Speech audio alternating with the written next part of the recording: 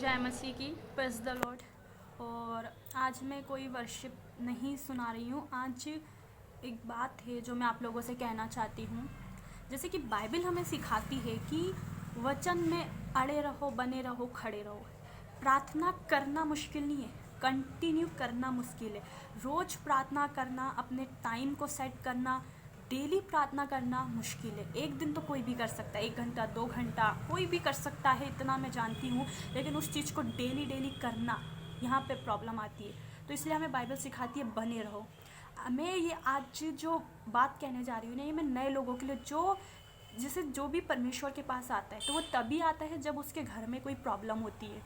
तो जाहिर सी बात है कि अगर आपके लाइफ में प्रॉब्लम है और वचन की वजह से या परमेश्वर की वजह से आपके घर में शांति आती है, आपके घर का वो तूफान टल जाता है, ख़त्म हो जाता है, तो भले ही पूरा नहीं लेकिन थोड़ा ही सही, तो इसका ये मतलब है कि परमेश्वर आपके घर में, आपके जीवन में काम कर रहा है। तो आपको परमेश्वर के साथ बने रहना है।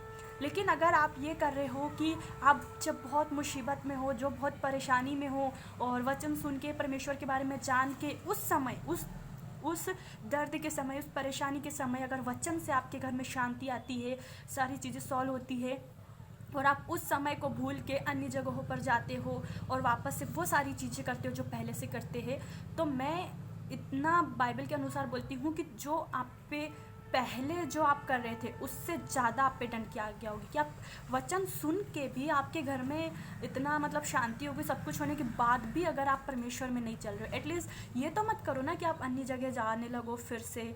जानने के बाद, नहीं जानते अलग की बात है, परमेश्वर के बारे में जानने के बाद भी अगर कोई ऐसा कर रहा है तो बहुत गलत कर रहा है। और बाइबल कहती है कि फिर उसके जीवन में ना पहले से ज़्यादा प्रॉब्लम होगी, पहले से ज़्यादा। क्यों? क्योंकि शैतान फिर ना उसको अच्छे से पकड़ के रखता है, फिर अच्छे से उसके जीवन में पहले तो थोड़ी बहुत प्रॉब्लम हुई ना, वो उससे भी ज़्यादा भयानक भयानक दिन लाता है। आपको अगर परमेश्वर में कंटिन्यू चलने की समझ नहीं है तो एटलीस्ट आप अलग जगह भी मत जाओ। आप कोशिश करो परमेश्वर के बारे में जानने की, बाइबल पढ़ो। चलो वो सब भी नहीं कर रहे हो तो आप सुन सकते हो, आजकल मोबाइल में सारी चीज़ें आप देख सकते हो, लेकिन अन्य जगह पर जाना सही नहीं है। ये मैं सिर्फ नए विश्वासियों के लिए बोल रही हूँ कि अगर आप प्रॉब्लम्स के लिए आए हो तो थोड़ा टाइम बने रहो। जहाँ बचपन से आप अपना समय देते हो, जहाँ कुछ नहीं होता, वहाँ आपको सब कुछ सही लगता है। और मसीह में आते ही आपको सब कुछ चाहिए, चंगाई भी चाहिए, पैसा भी चाहिए, सब कुछ चाहिए, और नहीं मिला तो आप वापस उन सारी जगहों पर जाते हो जहाँ आप पहले जाते थे। ये सबसे ज़्यादा गलत है, सबसे ज़्यादा। एक बंदा जो मसीह के बारे में जानता ही नहीं, उसके पाप उतने नहीं गिने जाएंगे जितना मसीह में आने के बाद आप वापस अन्य जाति में जा रहे हो ना, उसके गिने जाएंगे। क्योंकि परमेश्वर ने सबके लिए वचन दिया है, सबको माफ़ किया है।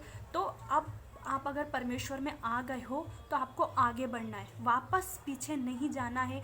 जहाँ जानते हो कि वो सिर्फ, मैं बोलना नहीं चाहती हूँ लेकिन वो सारी चीज़ें नाशवान है, वो सारी चीज़ें आपकी आत्मा के लिए, शरीर के लिए, जीवन के लिए नाशवान है।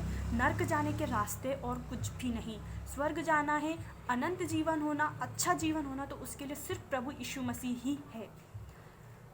तो मैं बस इतना ही बोलना चाहूँगी, क्योंकि अगर मैं अपनी लाइफ में ऐसे किसी को देखती हूँ तो मुझे अच्छा नहीं लगता है। कि मैं प्रार्थना करूँगी परमेश्वर की, परमेश्वर हर एक जन को बुद्धि दे कि अगर वो मसीह में आ गए तो वो वचन पे चले, बने रहे, वापस उस लाइफ में ना जाए जिससे वो निकले हैं। क्योंकि वो एक दलदल है। अगर आप मसीह की लाइफ में आ गए हो ना, तो वापस जाना बोले तो दलदल से बाहर निकल के फिर दलदल में घुसना बहुत गलत है। तो मैं सबसे बस यही बोलूँगी कि वचन अगर आपकी लाइफ में आ गया है तो वचन को पकड़े रहो, भले ही थोड़ा रहो लेकिन पकड़े रहो। वापस उस दलदल में जाने की ज़रूरत नहीं है जहाँ से परमेश्वर हमें एक बार निकाल लेता है। क्योंकि आप ये उम्मीद ना करो कि बार बार परमेश्वर आपको लेने आएगा। हो सकता है ऐसा टाइम भी आए कि परमेश्वर से आने से पहले ही आपकी लाइफ में कुछ ऐसा हो जाए जिसके लिए आप बाद में पछताओ तो भी कुछ नहीं होगा। क्योंकि जब तक हम शरीर में परमेश्वर की महिमा कर सकते हैं, परमेश्वर का धन्यवाद कर सकते हैं, और एक बार अगर हम मर गए तो उसके बाद हमारा न्याय होना है, तो उससे पहले जब तक हम शरीर में है ना, तब तक परमेश्वर के लिए जितना हो सके उनका धन्यवाद करो, लोगों को सुसमाचार दो। उस दलदल में वापस जाने की तैयारी मत करो जहाँ से आप निकल चुके हो। तो मैं बस ये नए विश्वासियों को मैसेज देना चाह रही थी। तो गॉड ब्लेस यू सबको, जय मसीह की। और ध्यान रखिए, जो भी नए विश्वासी है, मसीह में आने के बाद पीछे तो मत मुड़िए प्लीज़।